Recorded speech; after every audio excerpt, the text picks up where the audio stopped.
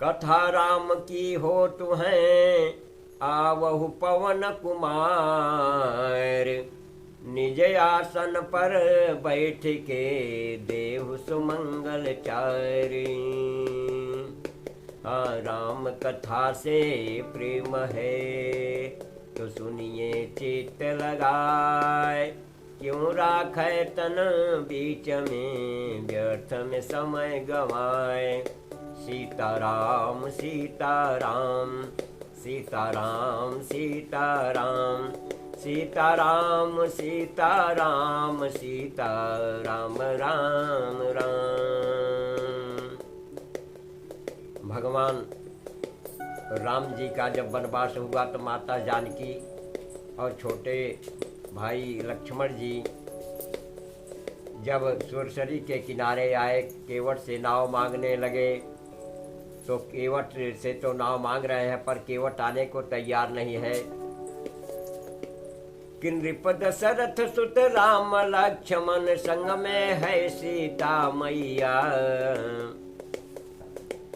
नृप दशरथ सुत राम लक्ष्मण संग में है सीता मैया। है वक्त वक्त की बात यहाँ केवट से मांग रहे नैया। भगवान ने वनवास लेकर के लीला के माध्यम से सारे जगत को यह दर्शाया है कि मनुष्य के जीवन में समय जो है परिवर्तन हो जाता है, समय समय का चक्र चलता रहता है। इसलिए इधर से तो महाराज दशरथ चक्रवर्ती के पुत्र हैं, उधर से खुद त्रिलोकीनाथ हैं। पर आज ऐसा समय है कि भगवान राम जो है केवट से नाव मांग रहे हैं लेकिन वह आने को तैयार नहीं है। कैसे कि मांगी नाव न केवटु आना। अब कह ये तुम्हार मरम मैं जाना। चरण कमल रज कहूँ सब कही। और मानुष करनी मोरी कछुआ है। मानुष करनी मोरी कछुआ है। श्री राम ने केवट से नाव तो मांगी पर वह केवट आने को तैयार नहीं है। कहा है कि मैं आपके मरम को जानता हूँ। भगवान ने पूछा कौन सा मरम है, क्या मरम जानते हो? हमारे साथ रहने वाला मेरा अनुज अर्थात छोटा भाई लक्ष्मण भी नहीं जानता। यहाँ तक कि शेष महेश दिनेश गणेश सुरेश जाहि निरंतर ध्यावें। यानी जिन प्रभु का ध्यान लगाते हैं बड़े बड़े अमलात्मा विमलात्मा महादेव और तमाम इंद्रादिक देवता, गणेश भगवान भी ध्यान छोड़ जाता है और वह केवट कहता है कि मैं आपके मरम को जानता हूँ। भगवान ने पूछा कि कौन सा मरम जानते हो? कहा कि चरण कमल रज कहूँ सब कहे और मानुष करण मोर कछुआही। प्रभु आपके पैरों में कोई ऐसी जड़ी है जो लगा हुआ रज है जिसके स्पर्श मात्र से क्या हो जाता है कि छुअत शिला छुअत शिला छुअत शिला भये नारी सुहाई। पाहन तेन काठ कठिनाई। तरन्यू मोने घरनी होई जाई। बाट पर मरी नाव उड़ाई। कहा कि प्रभु आपके चरण कमल में लगा हुआ जो रज है उसके स्पर्श मात्र से जब पत्थर की शिला नारी हो गई तो ये मेरी काठ की नैया है, क्योंकि काठ की नैया पत्थर से नाजुक होती है। लक्ष्मण ने कहा कि भगवान को वचन का प्रवचन दे रहा है तो ये बात अपनी नारी को नहीं समझा सकता। कहा कि नारी को समझाना कठिन है, नारी तो यही कहेगी तुम नाव बेच करके विवाह करके लाए हो, इसलिए भगवान को समझाना आसान है। यही प्रतिपालूं सब परिवारो, और नहीं जानाऊं कछु और कबारू। कि जो प्रभु पार अवसे गाचहु, मोहि पद पदुम पखारन कहूँ।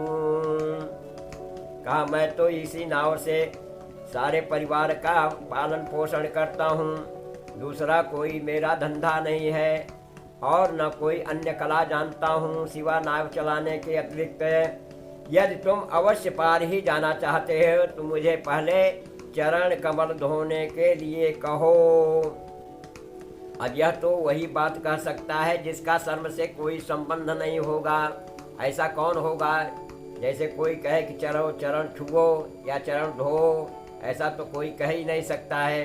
आगे क्या कहता है कि प्रभु आपसे मैं उतराई भी नहीं लूँगा। कि पद कमल धोई चढ़ाई नाव, न नाथ उतराई चहों। मोहि राम राउरियान दशरथ, सपथ सब साची कहूँ। बरु तीर मारहूँ लखनु पै, जब लगी न पाय पखारी हूँ। तब लगे न तुलसीदास नाथ, कृपालु पारु उतारी हैं। तो सुन के वट कै बैन, और प्रेम लपेटे अटपटे। बिहसे करुणा ऐन, चितई जानकी लखन तन। केवट के प्रेम लपेटे अटपटे वचन को सुन करे करुणा निधान भगवान श्री रामचंद्र जी जानकी और लक्ष्मण की ओर देखा। क्यों देखा? क्योंकि जब राम जी का विवाह नहीं हुआ था तो उसके पहले इन चरणों को धोने वाले केवल और केवल लक्ष्मण जी थे। और जब माता जानकी आ गई तब लक्ष्मण से कहा कि भैया अब इन दोनों पैरों पर मेरा अधिकार है, इसलिए अब इन दोनों चरणों की मैं अधिकारिणी हूँ। आज एक प्रेमी और अधिकारी दोनों हैं और उसके बीच से यह भाग्य की बात है कि केवट को प्राप्त हो रहा है। कि कृपा सिंधु बोले मुस्काई, और सोए करु जही तव नावन जाई। बेगियानु जल पाय पखारू, होत विलम्ब उतार ही पारू। भगवान कृपा के समुद्र श्री रामचंद्र जी ने कहा, केवट तू वही कर जिससे तेरा जो है नाव नारी न बने, अर्थात जल्दी से जल ला और मेरे पैर को धो और पार उतार। भगवान की ऐसी करुणामयी वचन सुन करके बाबा गोस्वामी तुलसीदास जी कहते हैं, क्या कहते हैं कि जासु नाम सुमिरत एक बारा, उतरहि नर भव सिंधु अपार। और सोई कृपालु केवट ही निहोरा, और जही जग की हूँ पगहूँ ते थोरा। बाबा गोस्वामी तुलसीदास जी कहते हैं कि जिसका एक बार नाम स्मरण मात्र से मनुष्य अपार भवसागर के पार उतर जाता है, आज वही जो है सुरसर के किनारे खड़े होकर के पार उतरने के लिए जो है नाव मांगते हैं। और केवट का यह शान राम पर होता है। ऐसा अलौकिक दृश्य लोग अपने जीवन में उतार लें कि भगवान कितने करुणानिधान हैं। कि पद नख निरखे देवसुर हर्षि, और सुने प्रभु बचन मोहि मति करसी। और केवट राम रजाय सुपावा, पानी कठवता भर ले आवा। प्रभु के वचन सुन करके वह केवट जो है कठौता में गंगा जल भर करके लाता है और रगड़ रगड़ के धोने लगा। देख देख करके बड़ी बारीकी से धोने लगा और धोते धोते काफ़ी समय लगा रहा है। तो प्रभु ने कहा कि केवट और कितना देर करेगा एक पैर से खड़े होकर के, कि भक्त जो है एक पैर से भगवान के सामने खड़ा होता है। पर आज केवट का अहम ऐसा भाग्य है कि भगवान एक पैर से केवट के सामने खड़े हैं और इतना उसके अंतर्मन में आह्लादित मन हो रहा है। क्या कि राग नहीं है, केवल और केवल अनुराग है। अनुराग के कारण भगवान एक पैर से केवट के सामने खड़े होकर के अपने चरणों को धुलवा रहे हैं। कैसे धो रहा है केवट? कि अति आनंद उमगे अनुरागा, चरण सरोज पखारन लागा। अति आनंद उमगे अनुरागा और चरण सरोज पखारन लागा। भगवान के ऐसे दृश्य को देख करके और केवट की सराहना करते हैं देव लोक से देवता सभी, और फूलों की वर्षा करते हैं और कहते हैं कि भैया केवट के समान कोई नहीं, हम देवता जरूर हैं पर केवट के जैसा भी मेरा कोई भाग्य नहीं है। कि बरसे सुमन सुर हा सकल सिहाही, केवट सम पुण्य पुंज को नाही। कि पद पखार जल पान करी, आप सहित परिवार। पीतर पार कर प्रभु पुनि, मुदित गयौलय पार। चरणों को धोकर सारे परिवार सहित स्वयं उस जल को चरणोदक पीकर और महान पुण्य के द्वारा अपने पितरों को भवसागर पार कर फिर आनंद पूर्वक प्रभु श्री रामचंद्र जी को गंगा जी के पार ले गया है। कि उतर ठाढ़े भय हाँ सुर सर रहता, उतर ठाढ़े भय सुर सर रहता। सिया राम गुह लखन समेत, केवट उतरे दंडवत कीन्हा। केवट उतरे दंडवत कीन्हा, प्रभु ही सकुच यही नहीं कछु दीना। केवट जब नैया पार करके रेता में भगवान श्री राम जी खड़े हो गए, तब उनके मन में संकोच जागृत हुआ कि इस केवट बेचारे को कुछ दिया नहीं उतराई। और उनके मन की बात को माता जानकी जान गई। क्या कि पियही अकीय जानन हारे, पियही अकीय जानन हारी।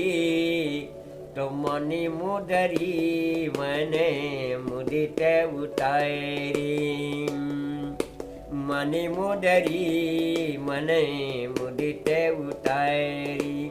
अपने हाथ की मुद्रिका उतार करके भगवान राम के हाथ में थमा दिया और इशारा कर दिया केवट को देने के लिए। तो भगवान कहते हैं केवट से कि कहे वो कृपाल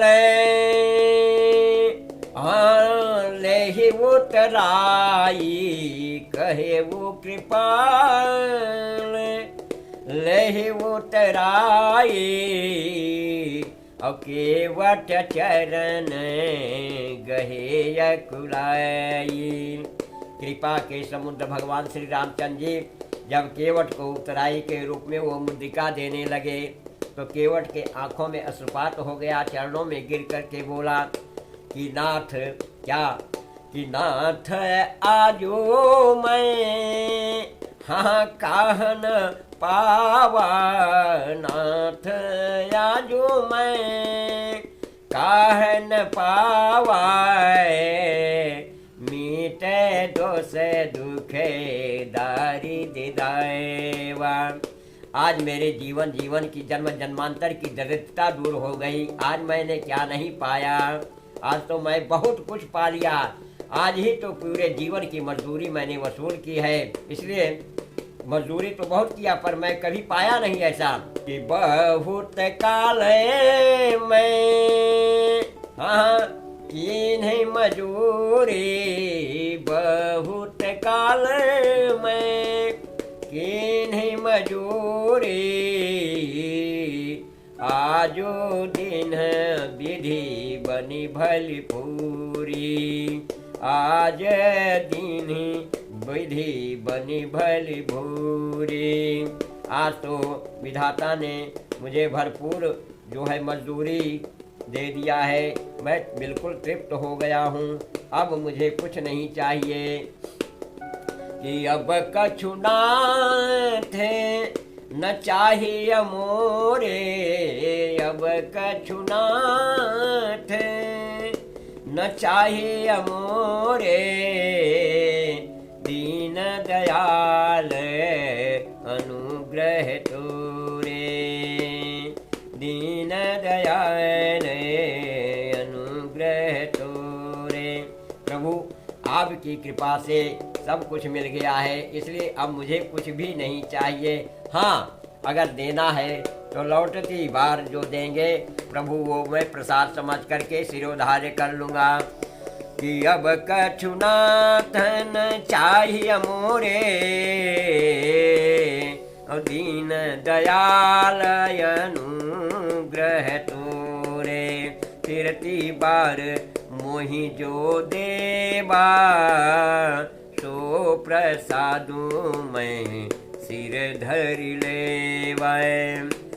बहुत के न प्रभु लखन सिय, नहीं कछु के वटले, विदा कीन्ह करुणा यतन, भगत विमल बरु दे। सीताराम सीताराम सीताराम जय सीता।